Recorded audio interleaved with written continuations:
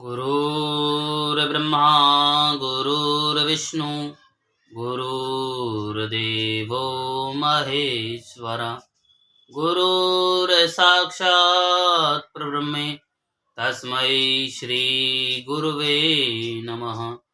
ओम गजाननं भूतगणाधिसेवितं कपितजम्बुफलचारुभक्षणं उमासुतं शोकविनाशकारिकं नमामि विघ्नेश्वरपादपङ्कजं। नारायणं नमस्कृत्यं नरं चैव नरोत्तमं देवीं सरस्वतीं व्यासं ततो जयमुदीरयेत्। आइए हनुमान विराजिए कथा कहूँ वेद अनुसार, प्रेम सहित गादी धरूं पधारिए पवन कुमार। बोलो पवन पुत्र हनुमान की जय, सियावर रामचंद्र भगवान की जय, उमापति महादेव की जय, शिव महापुराण की जय। ओम नमः पार्वती पते, हर हर महादेव, हर हर महादेव, हर हर महादेव। जय जय श्री राधे, जय जय श्री राधे, जय जय श्री राधे श्याम। ओम श्री शांब शिवाय नमः, ओम श्री शांब शिवाय नमः, ओम श्री शांब शिवाय नमः। तो आप सुन रहे हैं शिव महापुराण। शिव महापुराण में रुद्र संहिता सती खंड का 37वां अध्याय। ब्रह्मा जी बोले, सभी शत्रुओं के विनाशक महाबलवान वीरभद्र भगवान विष्णु के साथ युद्ध में सभी प्रकार के दुखों को दूर करने वाले भगवान शंकर का अपने हृदय में ध्यान करके दिव्य रथ पर आरूढ़ होकर बड़े महान अस्त्रों को लेकर सिंह के समान गर्जन करने लगे। बलशाली विष्णु भी अपने योद्धाओं को उत्साहित करते हुए महान शब्द करने वाले अपने पांचजन्य नामक शंख को बजाने लगे। उस शंख की ध्वनि को सुनकर जो देवता पहले युद्ध भूमि छोड़कर भाग खड़े हुए थे, वे तत्क्षण लौटकर आ गए। तब सेना सहित समस्त इंद्र आदि लोकपाल सिंह गर्जना करके वीरभद्र के गणों के साथ युद्ध करने लगे। उस समय सिंहनाद करते हुए गणों एवं लोकपालों के बीच भयंकर घनघोर द्वंद्व युद्ध छिड़ गया। इंद्र नंदी के साथ युद्ध करने लगे, अग्नि अशमा के साथ और बलशाली कुबेर कुष्मांडपति के साथ युद्ध करने लगे। तब इंद्र ने 100 पर्व वाले वज्र से नंदी पर प्रहार किया। नंदी ने भी त्रिशूल से इंद्र की छाती में प्रहार किया। बलवान इंद्र और नंदी दोनों एक दूसरे को जीतने की इच्छा से अनेक प्रकार के प्रहार करते हुए परस्पर प्रीतिपूर्वक लड़ने लगे। अत्यंत क्रोधयुक्त अग्नि ने अपनी शक्ति से अशमा पर प्रहार किया तथा उसने भी अग्नि पर बड़े वेग से तीक्ष्ण धार वाले त्रिशूल से प्रहार किया। गणों में श्रेष्ठ युद्धपति महालोक प्रीतिपूर्वक शिव जी का ध्यान करते हुए यमराज के साथ घनघोर युद्ध करने लगे। महान बलशाली चंड आ करके निरति को तिरस्कृत करते हुए बड़े बड़े अस्त्रों से उनके साथ युद्ध करने लगे। महाबलवान मुंड भी त्रिलोकी को विस्मित करते हुए अपने उत्तम शक्ति से वरुण के साथ युद्ध करने लगे। वायु ने अपने परम तेजस्वी अस्त्र से भृंगी को आहत कर दिया और प्रतापी भृंगी ने भी त्रिशूल से वायु पर प्रहार किया। वीर कुष्मांडपति ने पहुंचकर हृदय में आदर पूर्वक शिव जी का ध्यान करके कुबेर के साथ युद्ध करना प्रारंभ किया। महान भैरवी पति योगिनियों के समूह को साथ लेकर समस्त देवताओं को विदीर्ण करके विचित्र रूप से उनका रक्त पीने लगे।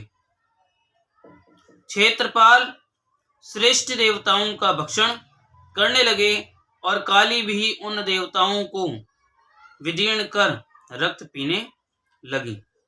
तब शत्रुओं का संहार करने वाले भगवान विष्णु उनके साथ युद्ध करने लगे और उन्होंने 10 दिशाओं को दग्ध करते हुए वेग पूर्वक अपना चक्र फेंका।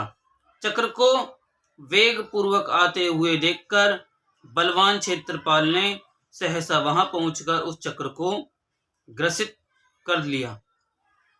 शत्रुओं के नगर को जीतने वाले भगवान विष्णु ने अपने चक्र को ग्रसित हुआ देखकर उसके मुख को मसलकर उस शत्रु के मुख से चक्र को उगलवा लिया। तब संसार के एकमात्र स्वामी महानुभाव तथा महाबलवान भगवान विष्णु अत्यंत कुपित हो उठे। वे क्रोधित होकर अपने चक्र तथा अनेक प्रकार के अस्त्रों को लेकर उन अस्त्रों से उन महावीर गणों के साथ युद्ध करने लगे। विष्णु ने प्रचंड पराक्रम के साथ भयंकर महायुद्ध किया। वे अनेक प्रकार के अस्त्र चलाकर प्रसन्नता पूर्वक उनके साथ युद्ध कर रहे थे। वे भैरव आदि गण भी अत्यधिक क्रोध में भरकर महान ओज से अनेक प्रकार के अस्त्रों को छोड़ते हुए उनके साथ युद्ध करने लगे। इस प्रकार अतुलनीय तेज वाले विष्णु के साथ होते हुए उनके युद्ध को देखकर बलवान वीरभद्र लौटकर उनके पास पहुंचकर विष्णु के साथ स्वयं युद्ध करने लगे। उसके बाद महातेजस्वी माधव भगवान विष्णु अपने चक्र को लेकर कुपित हो उन वीरभद्र के साथ युद्ध करने लगे। हे मुने, उस समय अनेक प्रकार के अस्त्र धारण करने वाले महावीर वीरभद्र तथा सागर पति विष्णु उन दोनों का रोमांचकारी घनघोर युद्ध होने लगा। विष्णु के योग बल से उनके शरीर से शंख चक्र गदा हाथों में धारण किए हुए असंख्य वीरगण प्रकट हो गए। विष्णु के समान ही बलशाली तथा नाना प्रकार के अस्त्रों को धारण किए हुए वे वीरगण वार्तालाप करते हुए वीरभद्र के साथ युद्ध करने लगे। वीरभद्र ने भगवान शंकर का स्मरण करके विष्णु के समान तेजस्वी उन सभी को अपने त्रिशूल से मारकर भस्म कर दिया। तत्पश्चात उन महाबली वीरभद्र ने युद्ध भूमि में ही लीला पूर्वक विष्णु की छाती पर त्रिशूल से प्रहार किया। हे मुने, पुरुषोत्तम श्री हरि त्रिशूल के प्रहार से घायल होकर सहसा भूमि पर गिर पड़े और अचेत हो गए। तब प्रलय अग्नि के समान तीनों लोगों को जला देने वाला और वीरों को भयभीत करने वाला अद्भुत तेज उत्पन्न हुआ। पुरुषश्रेष्ठ श्रीमान भगवान विष्णु पुनः उठकर क्रोध से नेत्रों को लाल किए हुए अपने चक्र को उठाकर वीरभद्र को मारने के लिए खड़े हो गए। तब दीनता रहित चित्त वाले शिव स्वरूप वीरभद्र ने प्रलय कालीन आदित्य के समान महातेजस्वी उस चक्र को स्तंभित कर दिया। हे मुने, मायापति महाप्रभु शंकर के प्रभाव से विष्णु के हाथ में स्थित चक्र चल नहीं पाया, वह निश्चित रूप से स्तंभित हो गया था। तब भाषण करते हुए उन गणेश्वर वीरभद्र ने विष्णु को भी स्तंभित कर दिया और वे शिखर युक्त पर्वत के समान खड़े रह गए। हे नारद, वीरभद्र ने जब भगवान विष्णु को स्तंभित कर दिया तब यह देखकर यज्ञिकों ने स्तंभन से मुक्त कराने वाले मंत्र का जप करके उन्हें स्तंभन से मुक्त कर दिया। हे मुने, तदंतर स्तंभन से मुक्त होने पर श्रांग नामक धनुष धारण करने वाले रमापति ने कुपित होकर बाण सहित अपने धनुष को उठा लिया। हे तात, हे मुने, उन वीरभद्र ने 3 बाणों से विष्णु के शारंग धनुष पर प्रहार किया और वह उसी क्षण 3 टुकड़ों में विभक्त हो गया। तब महावाणी द्वारा बोधित हुए विष्णु ने उन महागण वीरभद्र को असहाय तेज से संपन्न जानकर अंतर्ध्यान होने का मन में विचार किया। सती के द्वारा किए गए आत्मदाह के समस्त परिणाम को, जो शत्रुओं के लिए असहाय था, जानकर सभी लोग सबके स्वामी स्वतंत्र शिव जी का स्मरण करके अपने गणों के साथ अपने अपने लोक को चले गए। मैं भी पुत्र के शोक से पीड़ित हो सत्यलोक चला आया और अत्यंत दुख से व्याकुल होकर विचार करने लगा कि मुझे अब क्या करना चाहिए। मेरे तथा श्री विष्णु के चले जाने पर जो भी यज्ञों जीवी देवता थे, मुनियों सहित उन सबको शिव गणों ने जीत लिया।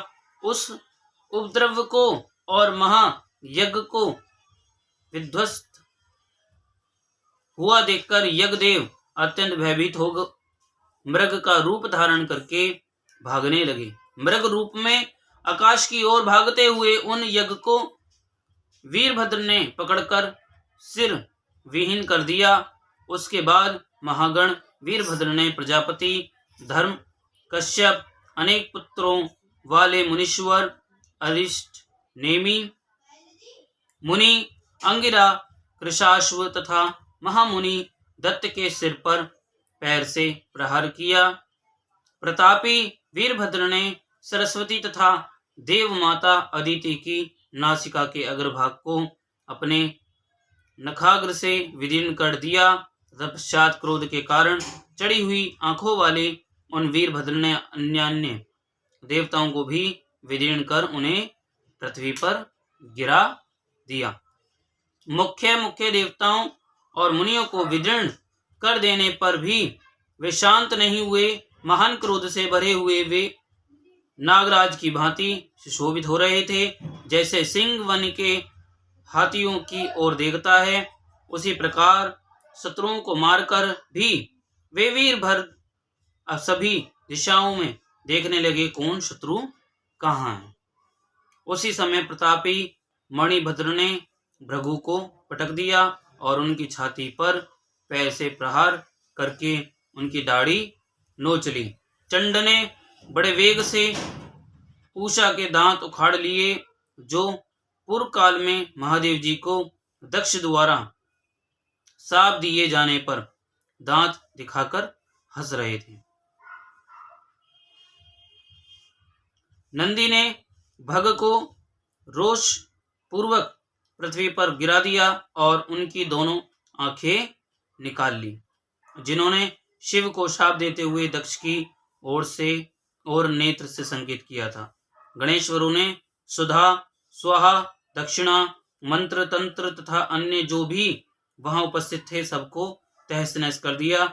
उन गणों ने क्रोधित होकर पितानांगनी में विष्ठा की वर्षा कर दी। इस प्रकार वीर गणों ने यज्ञ की ऐसी दुर्गति कर दी जिसका वर्णन नहीं किया जा सकता। ब्रह्मपुत्र दक्ष उनके भय के मारे अंतर्वेदी के भीतर छिप गए थे। वीरभद्र पता लगाकर बलपूर्वक उन्हें खींच लाए। उनका गाल पकड़कर उन्होंने उनके मस्तक पर तलवार से आघात किया, परंतु योग के प्रभाव से उनका सिर फटा नहीं, अभेद ही रह गया। तब उनके सिर को अस्त्रों से अभेद समझकर उन्होंने पैरों से दक्ष की छाती को दबाकर हाथ से सिर को तोड़ दिया। तदंतर गणों में श्रेष्ठ वीरभद्र ने उन शिवद्रोही दुष्ट दक्ष के उस सिर को अग्निकुंड में डाल दिया। उस समय वीरभद्र अपने हाथ में त्रिशूल घुमाते हुए इस प्रकार सुशोभित हो रहे थे, मानो युद्ध भूमि में संवर्तांगनी सबको जलाकर क्रोध में भरी हुई पर्वत के समान स्थित हो। जिस प्रकार प्रज्वलित अग्नि पतंगों को जला डालती है, उसी प्रकार वीरभद्र ने क्रोधित होकर बिना परिश्रम किए ही इन सबको मारकर अग्नि से जला डाला। तत्पश्चात दक्ष आदि को जलाकर वीरों की शोभा से युक्त त्रिलोकी को गुंजित करते हुए वीरभद्र ने भयानक अट्टहास किया। तदंतर वहां गणों सहित वीरभद्र के ऊपर नंदनवन की दिव्य पुष्प वृष्टि होने लगी। शीतल, सुगंधित तथा सुखदायक हवाएं धीरे धीरे बहने लगी और उसी के साथ देवताओं की दुंदुभियां बजने लगी। तदंतर घोर अंधकार का नाश करने वाले सूर्य की भांति वे वीरभद्र दक्ष और उनके यज्ञ का विनाश करके कृत कार्य हो तुरंत कैलाश पर्वत पर चले गए। कार्य को पूर्ण किए हुए वीरभद्र को देखकर परमेश्वर शिवजी मन ही मन प्रसन्न हुए और उन्होंने वीरभद्र को गणों का अध्यक्ष बना दिया। और यहीं पर 37वां अध्याय विराम होता है। बोलो उमापति महादेव की जय, शिव महापुराण की जय। ओम श्री शांब शिवाय नमः। ओम श्री शांब शिवाय नमः। ओम श्री शांब शिवाय नमः।